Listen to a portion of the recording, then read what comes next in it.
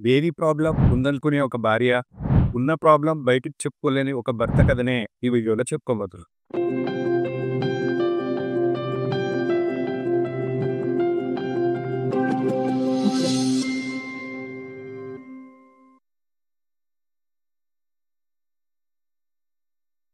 So, ఒకరోజు నేను ఓపీడీలో ఉండగా ఒక newly married husband and wife మన దగ్గరకొచ్చారు.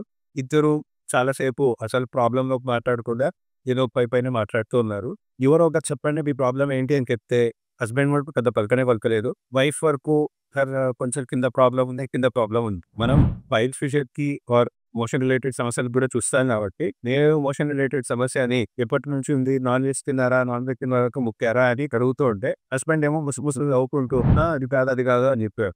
ఈ మీరు వచ్చి చాలా టైం వేస్ట్ చేస్తున్నారు. ఏదో ఒకటి చెప్పండి త్వరగా నెక్స్ట్ పేషెంట్ వెయిటింగ్ అని చెప్పి నేను కొంచెం ఇరిటేట్ అయ్యే కొద్దీ అప్పుడు ఇంక వైఫ్ ఉన్న పలంగా సరే అవన్నీ కాదు ఈయన ఊరికనే నసుగుతూ ఉంటాడు.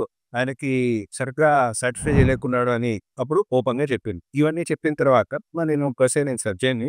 ఈ సెక్షువల్ రిలేటెడ్ సమస్యలు నేను చూడను. సో, మీరు ఒకసారి సెక్షాలజిస్ట్ దగ్గరకో, సైకాలజిస్ట్ దగ్గరకో వెళ్ళండి అని చెప్పారు. వీళ్ళు వెళ్ళిపోయిన తర్వాత ఒక హాఫ్ అన్ అవర్‌కో, 1 అవర్‌కో ఈ అమ్మాయి వాళ్ళ పేరెంట్స్ కూడా మన దగ్గరికి రావడం జరిగింది. ఈ పేరెంట్స్ ఏమొచ్చారంటే, మా అమ్మాయి వాళ్ళు వచ్చారు కదా! మీరు ఒక సర్టిఫికేట్ ఇచ్చేస్తే నేను ప్రొసీడ్ అవుతాను అన్నారు. నేనుండి ఏం సర్టిఫికేట్ ఇవ్వాలి? మీరేం ప్రొసీడ్ అవుతున్నారు? నేనేం చూడలేదమ్మా. నా సమస్య కాదని పంపించేసాను. ఇప్పుడు నేనేమి ఇవ్వాలి అంటే, సరే అదే మీరు మా అల్లుడికి ఏదో ప్రాబ్లమ్ ఉందని మీరు ఇచ్చేస్తే, తను మొగోడు కాదనిస్తే, మేము బాగానే అప్రోచ్ అయిపోయి కోర్ట్‌లో డైవర్స్‌కి ఫైల్ చేయాలనుకుంటున్నాము అన్నారు. దీని తర్వాత ఇవన్నీ ఉండి, అమ్మ వీళ్ళకి రీసెంట్‌గానే పెళ్లయింది. ఏదో సంవత్సరాలైనట్టు అంటారు. ఎన్ని పెళ్లయికంటే 2 నెలలయిందన్నారు. సరే హనీమూన్‌కి అట్లా ఏమైనా పంపించారంటే, ఇంకేం పంపలేదు అన్నారు. మీరు పెళ్లై 2 నెలలకే ఏం చూడకుండా హనీమూన్ అట్లా ఏం పంపకుండా, మీ అమ్మాయి ఏదో చెప్పిందని మీరు ఎట్లా డెసిషన్ తీసుకుంటారు? నేనింకా గట్టిగా మాట్లాడితే వాళ్ళ పేరెంట్స్ పైన కొంచెం రివర్స్ క్వెషన్ కూడా చేశాను. మీ అమ్మాయికి ఏమన్నా పెళ్లి ఇష్టంతో చేసారా? ఇష్టం లేకుండా చేసారా? పెళ్ళికి ఏమన్నా ఉందా? అండ్ అలా అడుగుతూ, అలా ఏం లేదని వాళ్ళు చెప్పిన తర్వాత, ఆ పేరెంట్స్‌ని నేను కొంచెం మందలించడం కూడా జరిగింది. తీరా వీళ్ళు వెళ్ళిపోయిన తర్వాత, మళ్ళీ 2 నెలల తర్వాత ఈ పెళ్లి సెట్ చేసిన ఆ మీడియేటర్ ఎవరైతే ఉన్నారో, తను క్లెయిమ్‌కొచ్చాడు. నేనుండి ఏందిరా వీళ్ళు ఇట్లా చదువుకున్నారు, పొద్దున్నుంచి ఇదే పట్టుతున్నారు ఒకరు. తీరా మన ఫీల్డ్ అంటే తను కూడా కాదు. ఈ మీడియేటర్ వచ్చి, "సార్ అబ్బాయి వరకు సిగరెట్ తాగడు, మందు తాగడు, చాలా మంచోడు అనుకున్నాము. బట్ చూస్తే చూడండి ఇట్లా అయితేనే" అన్నారు. "రేయ్ నువ్వు కూడా ఏంట్రా మళ్ళీ అదే పాట పడుతున్నావు? నీకెట్లా తెలుసు అసలు? నీకు వాళ్ళ సంసారం ఏందో నీకు తెలుసా? నువ్వెందుకు ఫీల్ అవుతున్నావు? నీది కాదన్నట్టు వదిలేయొచ్చు కదా" అంటే, లేదు వాళ్ళ పేరెంట్స్ అందరూ నా పైన పడుతున్నారు.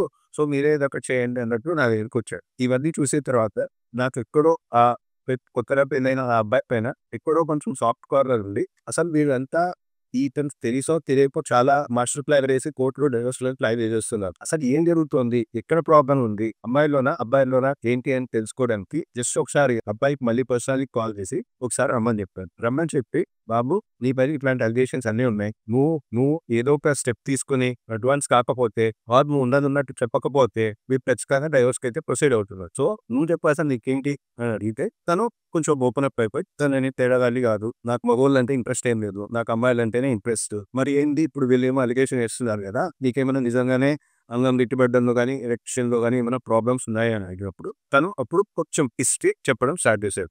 సరే నేను స్టార్ట్ చేసేటప్పుడేమో మంచి ఫీలింగ్స్‌తోనే లోపలికెళ్తున్నాను. వెళ్ళి సడెన్‌గా మధ్యలో ఏదో అవుతుంది. ఆ మధ్యలో పెయిన్ లాగా ఏదో వచ్చి దాని తర్వాత నేను ప్రొసీడ్ చేయలేకున్నాను. ఆ పెయిన్ ఎప్పుడైతే వస్తుందో నేను మధ్యలోనే ఆపేయాల్సొస్తుంది అని అప్పుడు తను చెప్పడం జరిగింది. ఇప్పుడు తను ఎప్పుడైతే చెప్పాడో ఏమవుతుంది ఎగ్జాక్ట్‌లీ అంటే ఏదో టైట్‌గా పట్టేసినట్టు అవుతుంది అని ఆ అబ్బాయి చెప్పడం జరిగింది. అసలు ఆ బాబుకి ఏమవుతుంది అంటే మనకందరికీ కూడా పెనిస్ పైన కవరింగ్ ఫోర్ స్కిన్ అనేది ఉంటుంది. ఆ ఫోర్ స్కిన్ ఓపెనింగ్ అనేది మాత్రం చిన్నదిగా ఉందా? పెద్దదిగా ఉందా? అనే దాన్ని బట్టి ప్రాబ్లమ్ ఉంటుందా? లేదా? అనేది డిసైడ్ అవుతుంది. ఎవరికైతే ఆ ఫోర్ స్కిన్ ఓపెనింగ్ బాగా పెద్దదిగా ఉంటుందో వారికి ఎరెక్షన్ వచ్చినప్పుడు స్కిన్ అనేది ఈజీగా వెనకాలకి ముందరికి వస్తుంది. సో దట్ వాళ్ళు సెక్షువల్ భాగంలో ఉన్నప్పుడు ఎటువంటి ఇబ్బంది లేకుండా ఉంటుంది. బట్ ఎవరికైతే ఆ ఫోర్ స్కిన్ అనేది టైట్‌గా ఉంటుందో ఆ టైట్ ఫోర్ స్కిన్ అనేది వారికి వాళ్ళ పెనిస్‌కే ఉరితాడులా తయారవుతూ ఉంటుంది. సో, వారు సెక్స్ చేసేటప్పుడు మధ్యలో ఆ పెయిన్ ఎప్పుడైతే ఫీల్ అవుతారో చేయలేక మధ్యలో ఆపేయాల్సొస్తుంది. సింపుల్‌గా చెప్పాలంటే ఈ వేలునే పెనిస్ అనుకుందాం. వేలు చేసుకునే ఉంగరాన్ని ఫోర్ స్కిన్ అనుకుందాం. ఉంగరం వెడల్పుగా ఉన్నంత వరకు ఎన్ని సార్లన్నా ఉంగరం వేసుకోవచ్చు, తీసుకోవచ్చు. ఏమి ఇబ్బంది లేకుండా. బట్ ఎవరికైతే ఈ ఫోర్ స్కిన్ అనేబడే ఉంగరం టైట్‌గా ఉంటుందో మనకి ఇక్కడే తెలిసిపోతుంది ఫ్రీగా వెళ్తుందా లేదా అని. ఇక్కడ ఫ్రీగా వెళ్ళినప్పుడు మనం వదిలేయాలే తప్ప ఫోర్స్‌ఫుల్‌గా లాగితే ఎట్లయితే ఇక్కడ టైట్‌గా ఇరుక్కుపోతుందో అదే విధంగా ఈ బాబుకి చిన్నప్పటి నుంచి ఫోర్ స్కిన్ ఉంది.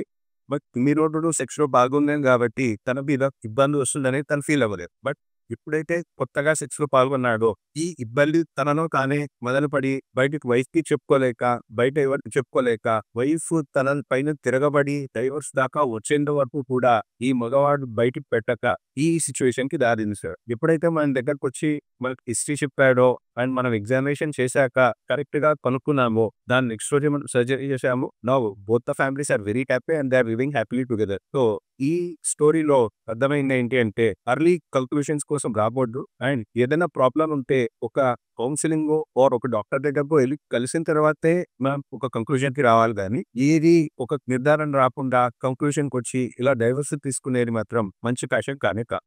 తనకి సర్జరీ జరిగిన తర్వాత ఇప్పుడు బాగా సెట్ అయిపోయింది. And now they are leading a very happy married life. And ఇలాంటి సిట్యుయేషన్‌లో ఈ కేస్ సినారియోగా మనకు అర్థమైంది ఏంటి అంటే ఆర్ ఎక్కడ మిస్టేక్ జరిగింది అంటే ఇంటర్ప్రిటేషన్ చెప్తాం. ఇంటర్ప్రిటేషన్ కరెక్ట్‌గా లేకనే ఈ అబ్బాయి లేని ప్రాబ్లమ్‌ని బయటికి చెప్పలేక ప్రాబ్లమ్ బాగా సివియర్ చేసుకున్నారు. అండ్ ఇదే మనిషి గనుక బాగా ట్రాన్స్‌పరెంట్‌గా మన దగ్గరికి ఉన్నదున్నట్లు అప్రోచ్ అయ్యుంటే ముందుగానే ప్రాబ్లమ్ డిటెక్ట్ చేసి ఎర్లీ ట్రీట్మెంట్ అనేది కూడా మనం ఇవ్వడం జరిగేది. సో, ఈ కేస్ సినారియో గురించి చెప్పడం యొక్క ముఖ్య ఉద్దేశం వాళ్ళెవరో స్టోరీ మీకు చెప్పడం గురించి కాదు. ఇలాంటి స్టోరీ ఇంకెవరికీ రిపీట్ కాకుండా నాలెడ్జ్ షేరింగ్ కోసమే ఈ వీడియో చేయడం జరుగుతుంది. సో, ఇలాంటి మరిన్ని అప్డేట్స్ కోసం stay tuned and meet you in the next week.